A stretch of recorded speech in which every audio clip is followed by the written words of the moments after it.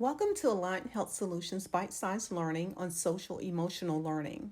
The pandemic has revealed the stressors children face in navigating relationships, managing stressful situations, and other critical life skills.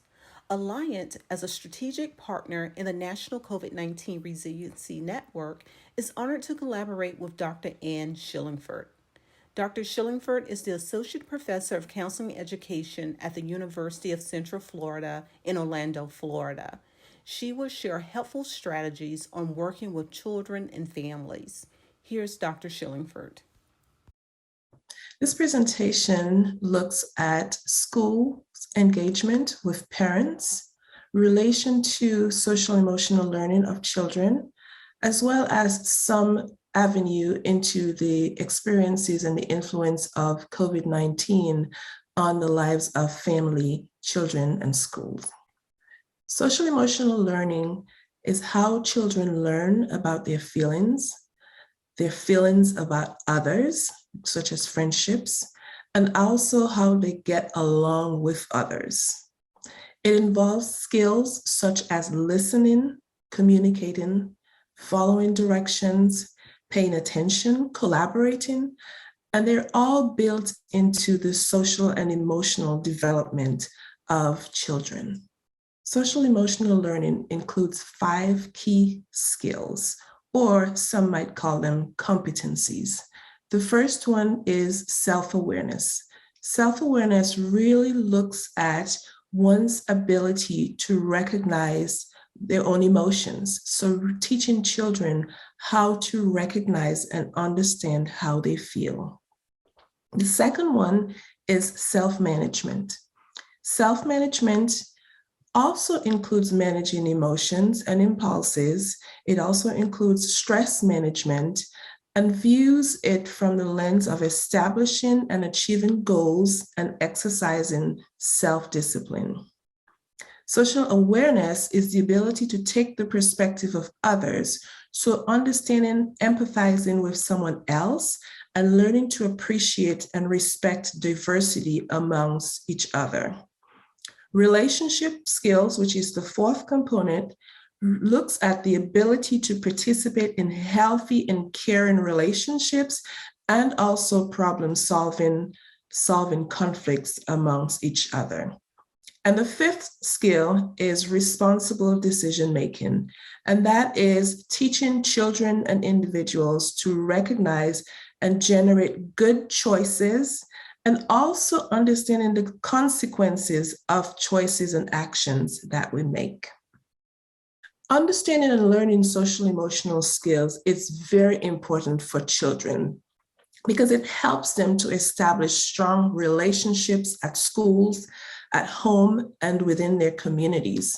It also helps children to see themselves in the world as responsible citizens, as cultural beings also. Social emotional learning helps children to learn academically. It really clears the way for understanding how to make academic choices within the classroom setting. It helps students to learn how to resolve conflicts, so they learn and develop the skills necessary to understand, to resolve conflicts and disagreements that they may have with their peers and with others. It helps children to build confidence in themselves and confidence in others, in assignments and different things that they have to do. Social emotional skills also helps children learn how to handle stressful situations. And also it helps with perseverance and resilience when challenges come their way. In terms of understanding children and their level of perseverance and resilience, it would be lost if I did not talk a little bit about the current pandemic, COVID-19. COVID-19 has brought traumatic experiences to our homes, our communities, and schools. These experiences have been difficult for everyone involved. The losses that children have experienced have been pretty significant. Loss from the loss of a loved one who has passed from the illness, loss of financial stability at home from parents who have lost their jobs, loss from social connections for individuals and families who have relocated because of the impact of COVID-19, and also social loss. When the pandemic first started, schools pivoted to virtual platforms. Hence, students were not able to see their peers, they were not able to connect, they were not able to build on their social development. And so that loss has been significant for children in schools. There's also the academic loss from having experienced the pandemic, when there's social, when there's psychological, when there are emotional losses, it is very difficult to connect academically. And so COVID-19 has created quite a system for children whereby they've experienced these losses.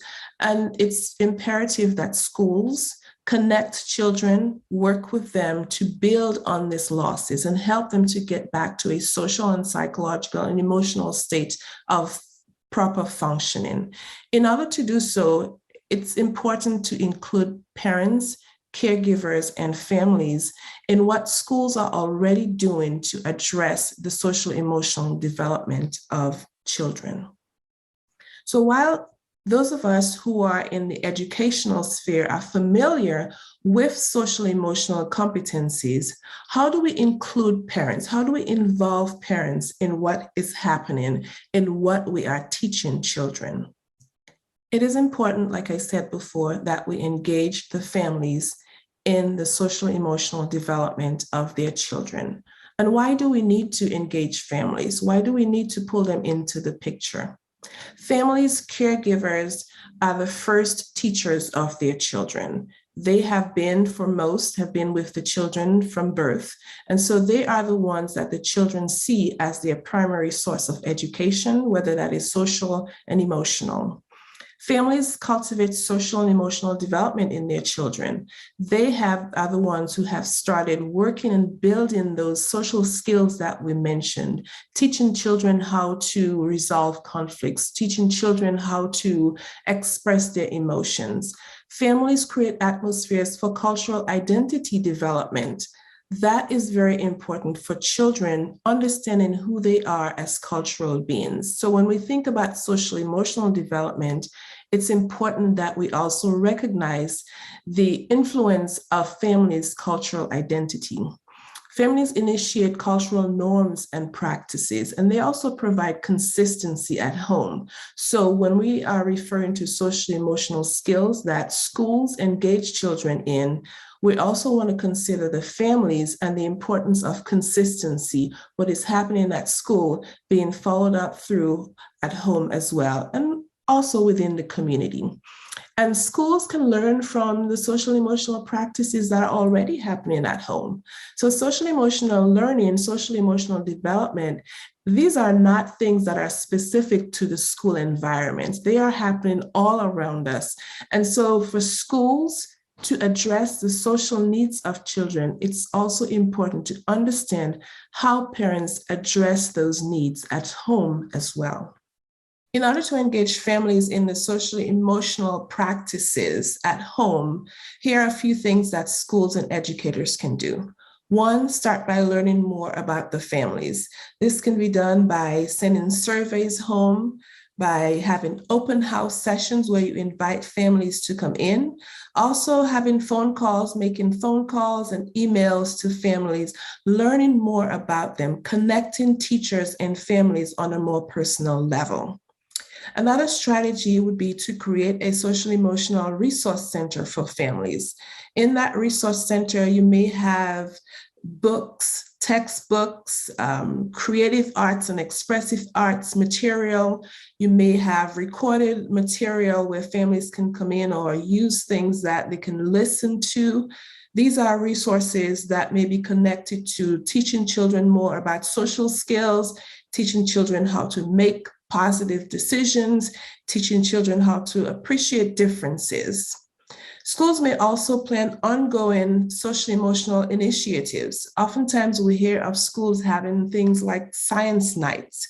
This is an excellent way of bringing families in, and while we're discussing scientific initiatives and scientific contexts, we're also building in, looking at the choices that children make within these activities, looking at the engagement with their peers and with their families, and really connecting families to social emotional development within an integrative approach with the academic content. You also might want to have a designated social emotional contact person at the school with whom the families can communicate.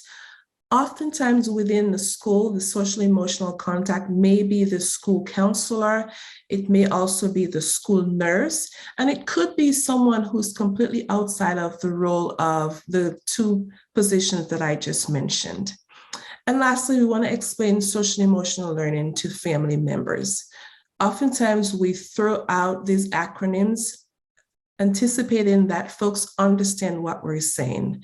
We want to educate families on what social emotional learning practices are. We want to enhance what they're already doing at home.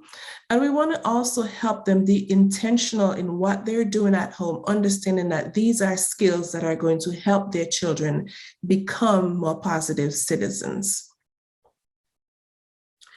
Other practices would be to invite families to planning meetings. Oftentimes schools have advisory teams. The school counseling office may have an advisory team, including a family member from the community on that planning team if there's a particular engagement or activity that's coming up. Ensuring that there's a family member on that team or on that planning committee would be very important. Schools may want to send home positive notes about what children are doing.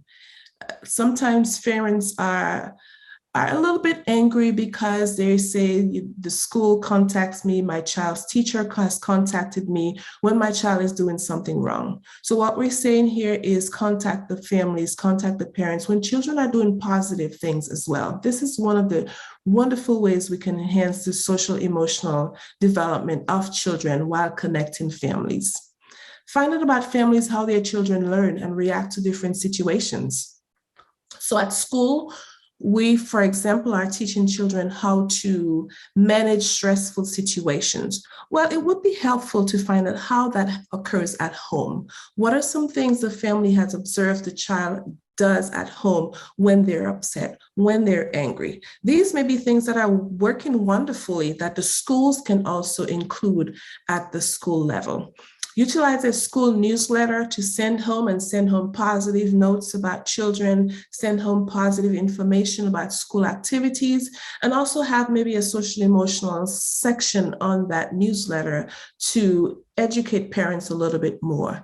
Find out about families' preferred ways of communicating. Now, that one is very important. Sometimes schools initiate conversations or communication with families, not understanding that this may not be the best way to reach that caregiver. So finding out, does the parent prefer phone calls? Do they prefer emails? Do they prefer information on a website? That is important to know. Provide material in multiple languages.